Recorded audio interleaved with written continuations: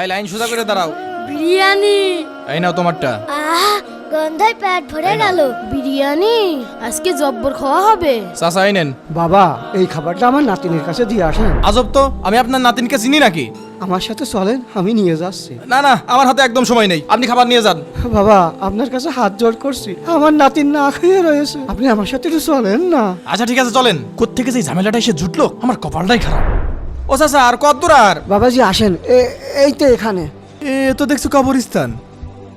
আসেন আসেন। কবরস্থানের ভিতরে কি করতে নিয়ে আসলো? ওই দেখেন আমার নাতিন দাঁড়িয়ে আছে। হ্যাঁ, তাই তো। বাবা তুমি যাই খাবারটা দিয়ে আসো বাবা। ঠিক আছে আমি যাচ্ছি, আপনি দাঁড়ান। আমিন। মামনি, এই খাবারগুলো রাখো। এই খাবার কে পাঠালো? তোমার দাদু পাঠিয়েছেন। কি বলে? আমার দাদু খাবার পাঠাবেন কিভাবে? কেন, কি হয়েছে? আঙ্কেল, আমার দাদু তো এখানে শুয়ে রয়েছেন, তাহলে আমার দাদু কিভাবে খাবার পাঠাবেন?